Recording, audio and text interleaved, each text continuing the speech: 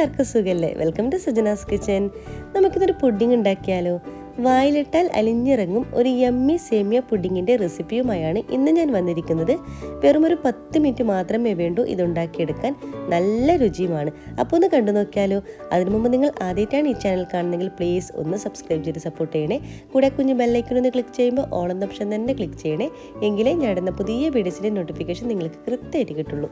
ഇനി ഒരു ബൗൾ എടുക്കാം. ഇതിലോട്ടേക്ക് 10 ഗ്രാം ചൈന ഗ്രാസ് ഇതുപോലെ ചെറുതായിട്ട് കട്ട് ചെയ്ത് ഇട്ടെടുക്കാം. എന്നിട്ട് ഇതിലോട്ടേക്ക് 1 കപ്പ് വെള്ളം കൂടി ഒഴിച്ചു കൊടുക്കാം.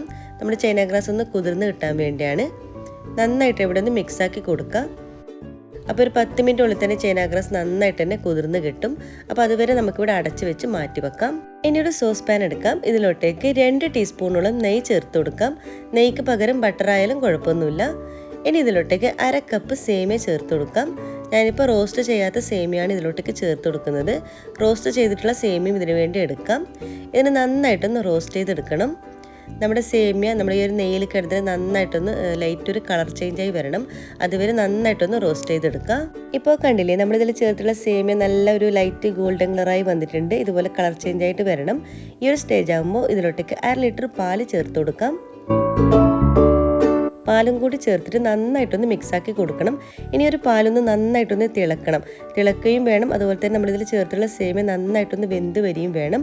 അത് ഏകദേശം ഒരു 10 മിനിറ്റോളം നന്നായിട്ടൊന്ന് ഇത് തിളപ്പിച്ചെടുക്കുക. അപ്പോഴേക്കും നമ്മുടെ സേമിയ നന്നായിട്ട് വെന്ത് കിട്ടും. അപ്പോൾ ഇതുപോലെ ഇടയ്ക്കിടയ്ക്കൊന്ന് ഇളക്കി കൊടുക്കേണ്ട കാര്യം മറന്നു പോകരുത്. അപ്പോൾ സേമിയ വെന്ത് വരുന്നവരെ നമുക്കൊന്ന് വെയിറ്റ് ചെയ്യാം.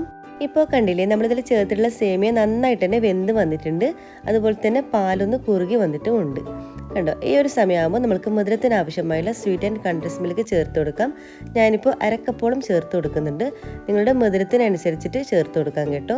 ഇനി ഒരു കണ്ടൻസ് മിൽക്കിന് പകരം നിങ്ങൾക്ക് വേണമെങ്കിൽ പഞ്ചസാരയും ചേർത്ത് കൊടുക്കാം. പക്ഷേ പുഡിങ്ങൊക്കെ ആകുമ്പോൾ നമ്മൾ സ്വീറ്റ് ആൻഡ് കണ്ടൻസ് മിൽക്ക് തന്നെ ചേർക്കുന്നതാണ് കൂടുതൽ ടേസ്റ്റും അതുപോലെ തന്നെ നമ്മൾ പുഡിങ്ങിന് നല്ലൊരു തിക്നെസ്സും ഉണ്ടാകും. അതും കൂടി ചേർത്തിട്ട് നന്നായിട്ടൊന്ന് മിക്സാക്കി കൊടുക്കാം. ഇനി ഇതിലോട്ടേക്ക് ഒരു 1/2 ടീസ്പൂണോളം വാനില എസൻസ് ചേർത്ത് കൊടുക്കാം. എന്നിട്ട് വീണ്ടും ഒന്ന് നന്നായിട്ടൊന്ന് മിക്സാക്കി കൊടുക്കുക. അപ്പോൾ ഇതിവിടെ നന്നായിട്ട് ഒന്നും കൂടി തിളപ്പിച്ചതിന് ശേഷം നമുക്ക് സ്റ്റൗ ഓഫ് ചെയ്ത് മാറ്റി വെക്കാം. ഇനി ഒരു സോസ് പാൻ എടുക്കാം. ഇതിലോട്ടേക്ക് നമ്മൾ ആദ്യം കുതിരാൻ വെച്ചിട്ടുള്ള നമ്മുടെ ചൈന ഗ്രാസ് ഇട്ട് കൊടുക്കാം. എന്നിട്ട് നന്നായിട്ട് ഇതുപോലെ ഒന്ന് മിക്സാക്കി കൊടുക്കാം. നമ്മുടെ ഈ ചേർത്തിട്ടുള്ള ചൈന ഗ്രാസ് നന്നായിട്ടൊന്ന് മെൽറ്റായിട്ട് വരണം. അതുവരെ നന്നായിട്ടൊന്ന് മിക്സാക്കി കൊടുക്കുക.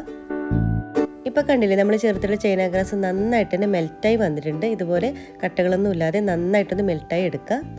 ഇനി ചൂടായിട്ടുള്ള നമ്മുടെ ഒരു മെൽറ്റായിട്ട് വന്നിട്ടുള്ള നമ്മുടെ ചൈന ഗ്രാസ് ചൂടുള്ള സേമിയ മിക്സിലോട്ടേക്ക് ഒഴിച്ചു കൊടുക്കാം.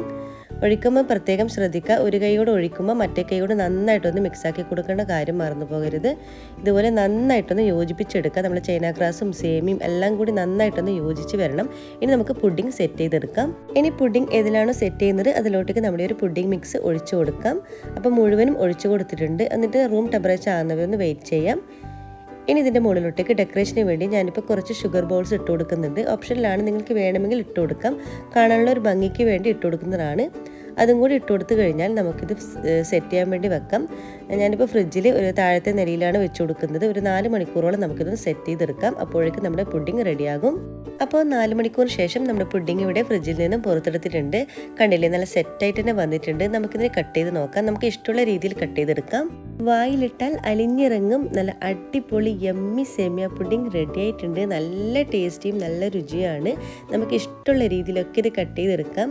നല്ല ടേസ്റ്റിയാണ് കേട്ടോ ഇത് കഴിക്കാൻ. നമുക്കിത് ഉണ്ടാക്കിയെടുക്കാൻ വെറും 10 മിനിറ്റ് മാത്രമേ വേണ്ടൂ. ഇഷ്ടമുള്ള രീതിയിൽ കട്ട് ചെയ്തെടുക്കാനും പറ്റും. നല്ല ടേസ്റ്റിയുമാണ്. അപ്പോൾ ഈ കുഞ്ഞു വീഡിയോ നിങ്ങൾക്ക് എല്ലാവർക്കും ഇഷ്ടമായി എന്ന് കരുതുന്നു. എല്ലാവരും ഒന്ന് ട്രൈ ചെയ്ത് നോക്കണേ.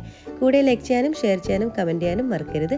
സബ്സ്ക്രൈബ് ചെയ്യാതെ കാണുന്നവരാണെങ്കിൽ പ്ലീസ് ഒന്ന് സബ്സ്ക്രൈബ് ചെയ്ത് സപ്പോർട്ട് ചെയ്യണേ. ഇൻഷാ അല്ലാഹ് ഇതുപോലത്തെ വെറൈറ്റി റെസിപ്പീസുമായിട്ട് വീണ്ടും കാണാം. അതുവരേക്കും എല്ലാവർക്കും ഒരിക്കൽ കൂടി താങ്ക് യു. Bye bye.